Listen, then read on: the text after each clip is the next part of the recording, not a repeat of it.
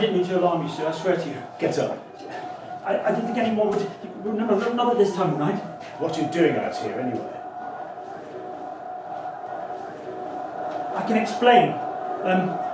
Just before clocking off, the lads and I went outside into the yard, to give me a quick send-off.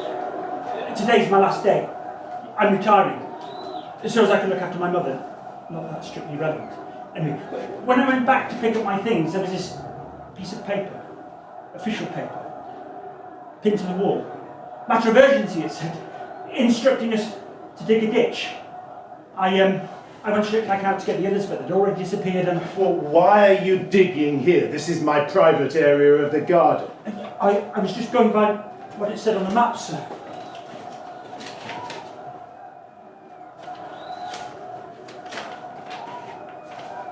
It's supposed to be on the other side of the palace. Oh God, is it? You see, I thought the arrow there meant that... It didn't. So, tell me something. What are the dimensions? I've done it exactly as laid out on the paper, sir. 2.4 metres long, 0.8 metres wide, and 1.8 metres deep. A ditch, you say? A ditch. This is my son's doing. It's about time that boy grew up. Is there anything in it? Oh, no. Look, if you like, I can fill it in, cover it with shrubs, can't we? No, not now. I need to be on my own. I have thinking to do. It's possible to think with that racket. So don't come anywhere near till the morning. Morning? So, you heard? It's just... as I said, technically, I've finished working here, so tomorrow's my mother's birthday and... Not important. No, like you say, not important, sir. Then get going. Yes, of course. No, wait. Sir? Come back. What is your name? Adam. Tell me, Adam, what are they saying? Saying? Well, you can hear them, can't you, out there beyond the walls? I can. You live among them? Yes. And is it just a few vocal malcontents, or have you all lost faith in me? I don't know, sir. Well, you must know. With respect, wouldn't it be better if you asked your advisors? That's flatterous schemes, coward. I'm asking you. But I don't like to involve myself in... I'm involving you. The people love you, President Karim. They say your leadership, your courage, your wisdom... You're lying to me, Adam. No, I promise you. I don't want any more lies. I need the truth. Do you understand? Yes. No, you don't. Do you dream? What? Dream, Adam. Nightmares. No, I sleep well in a minute. Well, I envy you. A man can endure many things, and not to sleep, to wake night after night, drenched in sweat, heart thumping, the nightmare you've had imprinted on your brain. Now that noise, every hour of the day and night, do you think it's getting louder? It's hard to tell, to be honest, sir. I'm going to tell you something, Adam, in strictest confidence. Oh yes, understood, sir. Yesterday, I was supposed to be on an official visit down near the border. There was a device planted by the roadside. Of course, we kept it out of the press, but they insisted on showing me the pictures, the shattered limousine, my double's charred body, the bloodstains on the upholstery. That's terrible, sir. What does it come to when a leader cannot move freely among his people? His own people, Adam. They tell me that daily they grow in numbers, that they become more audacious, that in my wisdom I must have concluded that now is the time to act firmly, decisively, in the national interest.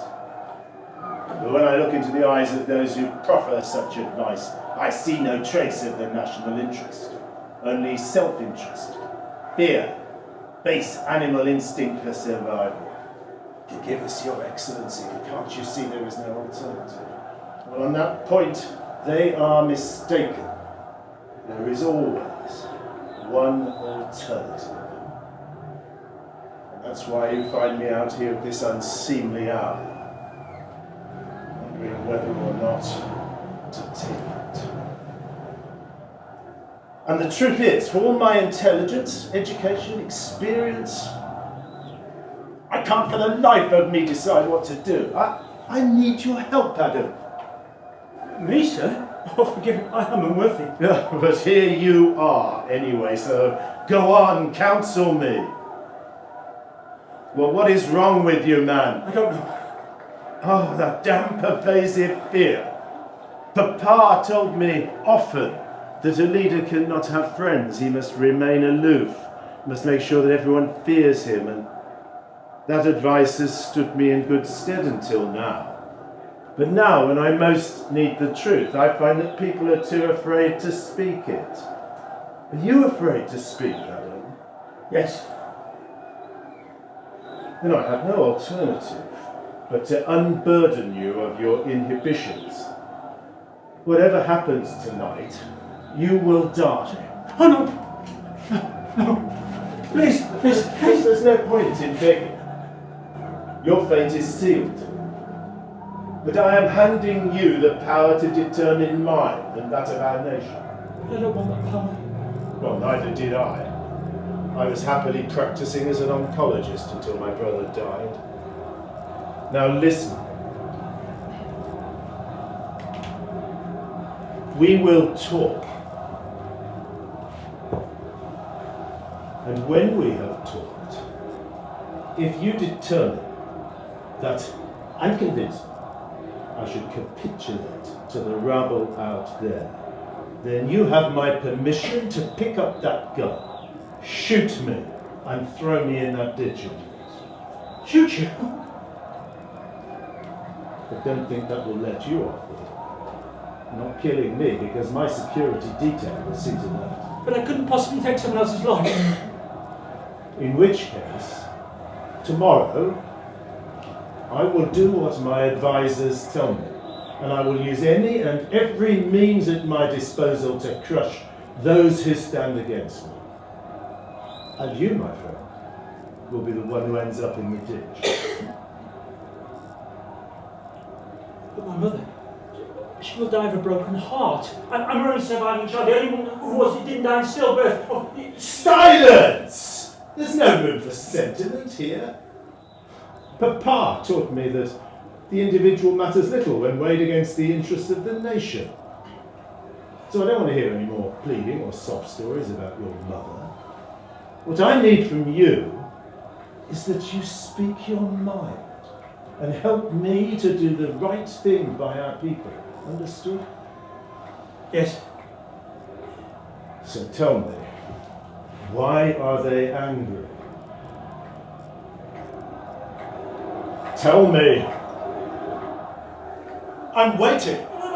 It's not that. I'm not so much angry. What? It's the hours spent queuing for petrol, having to elbow people out of the way in the market square to grab a loaf of bread, trudging the streets to find medicine to save the life of a parent or a loved one. And they blame their president. They say... Go on, you've nothing to lose anymore.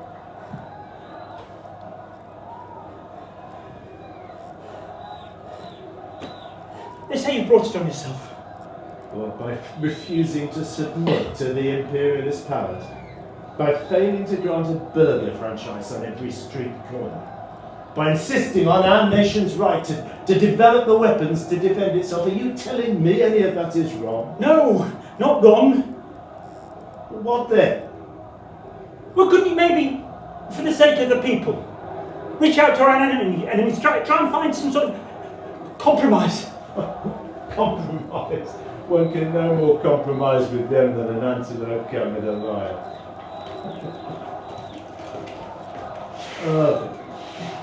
So the instinct for survival rears its ugly head. You will stop this stupid, sick game of yours. Now. Or what? Oh, I'll put you in that hole over there, hole in the ground. I thought you were incapable of killing. Don't make me. Don't you get this into your head. Killing me won't save your life. You're a dead man walking. Let me go, do you hear? Or I swear I'll do it!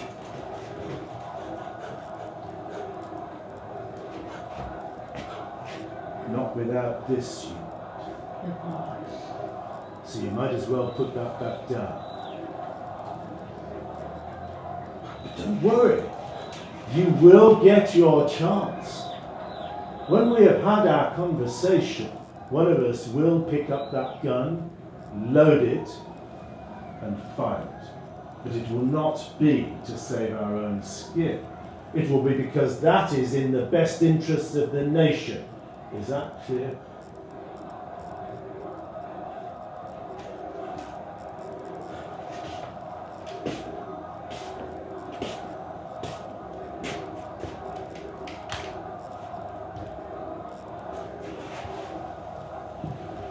You were saying? It's not just the hardships. People are desperate for a little bit of freedom. Freedom? To speak their mind, to choose what they view or read, to decide who governs them. I see that your death sentence is beginning to loosen your tongue. So tell me straight out, Adam, do you want freedom? Yes. What are you? What am I? Are you from the north, the south, the central plains? Christian, Muslim, atheist, Jew? I'm a Christian from the north. And as a Christian from the north, are you not afraid of what the southern Muslims would do with their newfound freedom? Well, I have Muslim friends. And do you feel safe to visit their homes, their neighbourhoods? No, not anymore. Then give me your blessing, and I will make it safe again, as it was under Papa. The protesters, they're peaceful. What do you want me to say? Let them protest? But they just want their voices heard. Well, that may be so, but then others with more malign intent are emboldened. And soon everyone with any grievance under the sun is out on the streets, and not just waving placards and chanting empty slogans, but firing live rounds and detonating devices on the roadside. And before we know where we are, the whole thing has fallen apart. And then what do we have, Adam? A nice, stable democracy where elected people stand on platforms and politely applaud their opponent's victory? Or a power vacuum with warring clans and factions of religious zealots armed to the teeth by their sponsors from abroad, and who will stop at nothing until they have obliterated their enemies and most of the country in the process? Is that the kind of future you want for us? No, it isn't. Then give me leave to do what I need to do. So many people will die. I know that, damn it! But if you were to lead this country for just one day, you would know it's not a question of whether people have to die. Then what is it about? It's about who dies. It's about sacrificing some in order to save the lives of many. And this, from a man who trained to be a doctor. That was a different time, a different profession, but in medicine, although the mission is to save lives, as in governing, you still have to make the self-same choices about who lives and who dies. How can you be so indifferent to death? I'm not indifferent, I'm just realistic. But having your opponents killed in your police stations, your prisons, your labour camps. Only in the most recalcitrant cases. And that's just being realistic, is it? Killing is not something I enjoy. Then stop it! Oh, and then we'll all live happily ever after? Oh, you people, you infuriate me. You cling to your ignorance. You pretend there are easy answers. You think that everything will turn out all right in the end and fail to acknowledge the reality. Like the meat lover who denies the existence of the abattoir.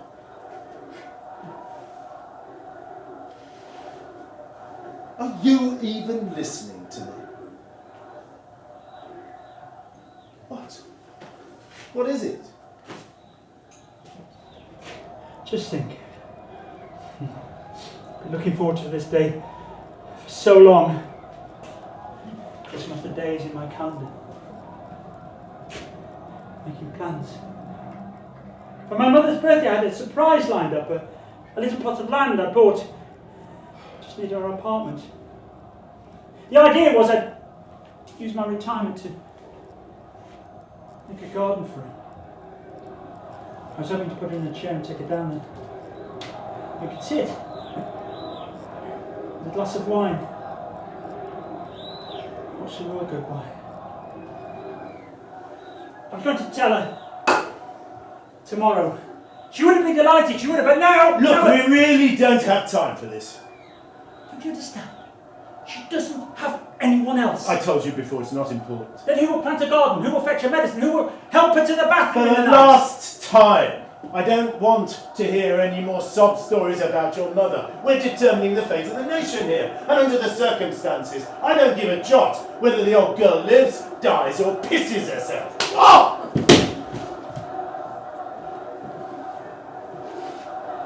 Who do you think you are?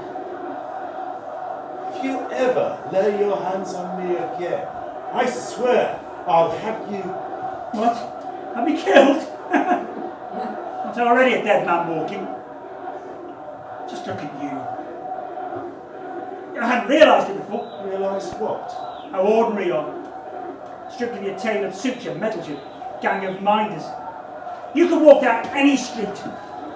No one will pay you a blind bit of notice. There's nothing.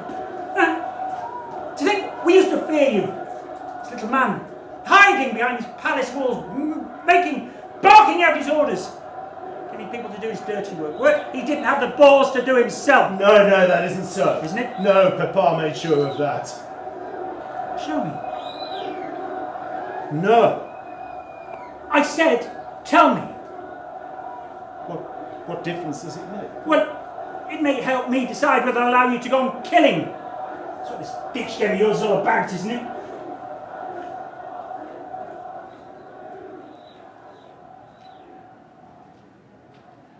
Very well then. It was a long time ago. Papa had organised a number of special events in order to mark the anniversary of our independence. For one of these, he'd invited a group of influential clerics, community leaders, business people. It was not long after my brother died, and he was keen to school me as his heir apparent. So I went along with him. Ostensibly, the meeting was to discuss our nation's progress, but of course, really, it was for him to lay down the law, to warn those guests there, to stop their petty factional squabbling. There was a young man, an academic. He didn't twig. He seemed to think it was some kind of university debating society. He kept going on and on, incessantly raising instance after instance of corruption and police brutality. Papa said, "You've made your point, thank you." Any sane person would have taken the hint, but this idiot, he kept on badgering us, getting to his feet to press home his point. Finally, Papa could take it no more. He pulled out his gun. The whole room froze in silence. And instead of shooting him, he put his gun on the table, pushed it to his right, to me. You see, he didn't think I had it in me to be a leader, that I was too soft. And he was an ideal opportunity to test me out, make a man of me. "Go on," he said. "You know what you need to do." So I picked up the gun, pointed it at the young man. He just stood there, looking at me as if he was searching deep into my soul. I closed my eyes and squeezed the trigger. There was a deafening bang, and when I opened them again, he was still standing there. I'd hit him in the throat. There was blood everywhere. It was spurting from his neck, filling his mouth. What seemed like an eternity, he stood there. Then he fell. Oh God! What was that look he gave me? With the realization that his life was about to end. But Pa, he could take whatever action was necessary and sleep like a baby, but try as I might, I cannot be the man that he was. It was that look. Even today, it haunts my dreams. How could anyone do such a thing? I didn't want to. Come on. I swear it. But he left me with no alternative. So you just have to snuff his life out? You don't understand. We had to teach him, everyone there, a lesson. Don't cheat yourself. You were loving it. Like a cat toying with its prey. No! Just like you're toying with me now. Sometimes cruelty is necessary. What, to satisfy your lust for blood? I hate blood. The sight of it turns my stomach. The butcher can't stand the sight of blood. It's true. That's why I became an oncologist and got a surgeon. You're on the wrong side when you're a doctor. You're right where you belong now. I didn't want this job. Don't you see? I had no choice. No choice? No choice but to do your daddy's bidding? No choice but to have thousands of innocent people slaughtered in your abattoirs? No choice but to turn your eyes whilst a psychopathic brat of yours killed those poor women for kicks and had us dig graves for them all over the garden? No choice but to blow that young man's brains out because he dared to speak you a few home truths. It wasn't like that. Wasn't it? We gave him every chance. We warned him. We could have saved himself.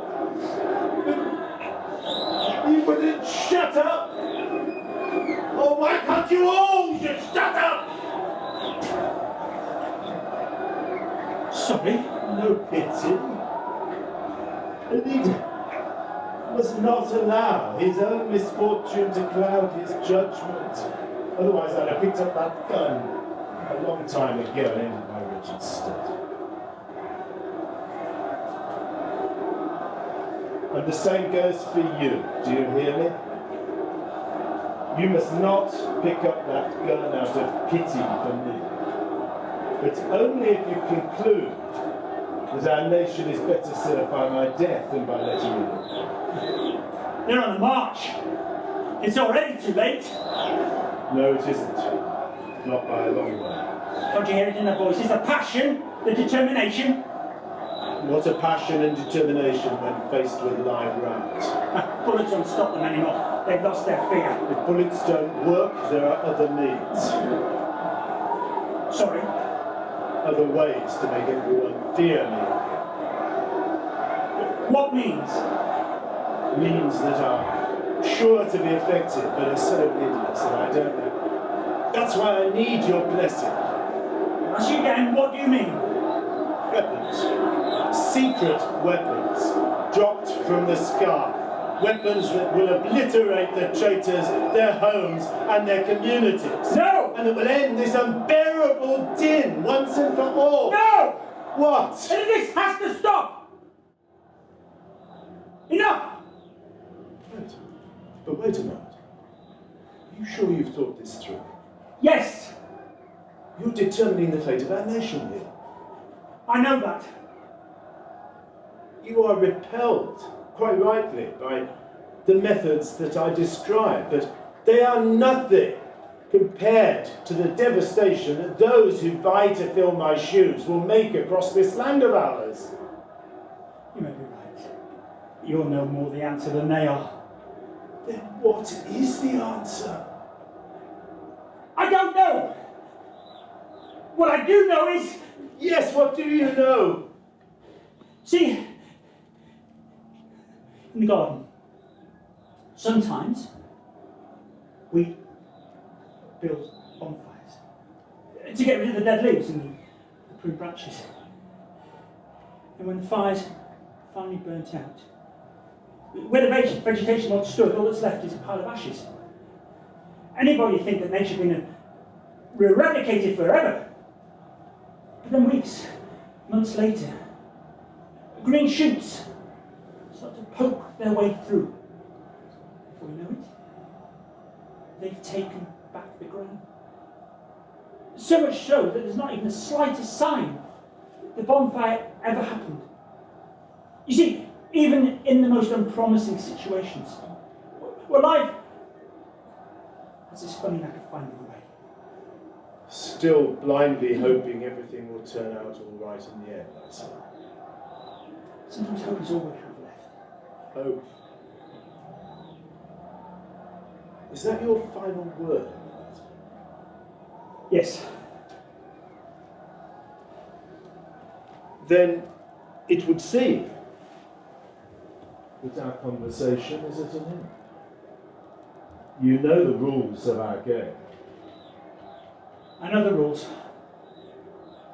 Then would you kindly do me the service of putting me out of my misery?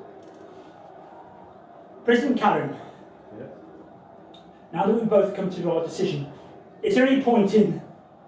In what? Well, you know, me having to go too? Every point. I don't follow. That was the whole purpose of our game. You walking in my shoes. You acting as a leader and not just thinking about yourself. And in any case, once they hear the crack of gunfire, my security will be swarming all over this place, and I hardly think they'll be in the mood to listen to explanations, do you? No. So what other possible way out is there for you?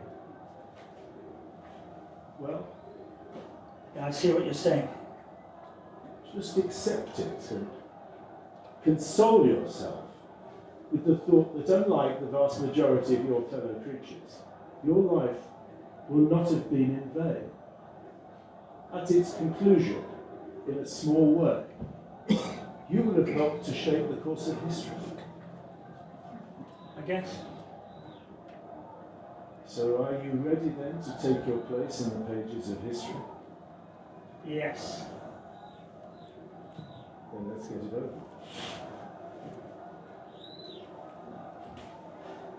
The second one is for you. I'd recommend you use it before my people with their hands on you. What does it say? Damn it. I thought I was beyond the petty concerns of ordinary mortals. I find when confronted with my own mortality, the same instinct for survival burns in me. Burns in all of us, sir. We must fight it. We must both fight it and do one final duty by our nation. Over there, then. Then I won't have to drag you.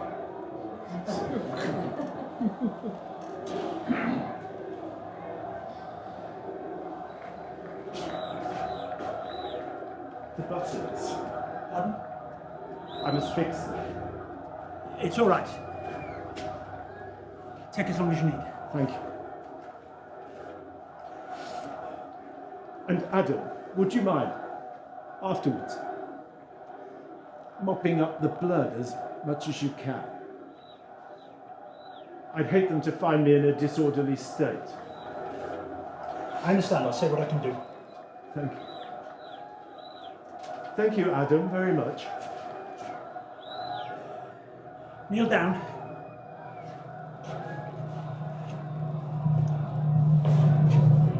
What is it?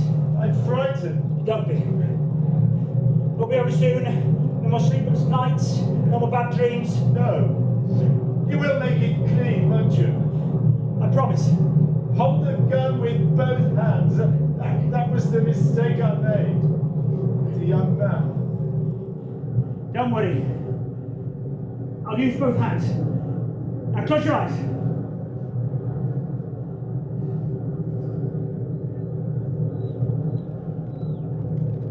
Oh my God's sake, hurry up! It's fine, it's fine. Close your eyes. Ready? Ready?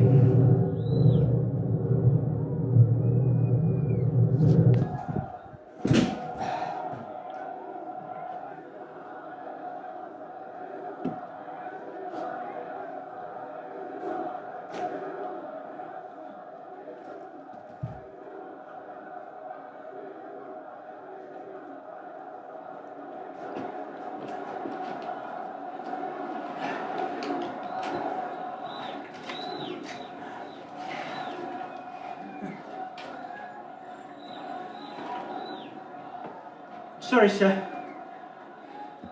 I wasn't ready to go yet. animal instinct for survival. And for the interests of the nation, are going to have to look after themselves.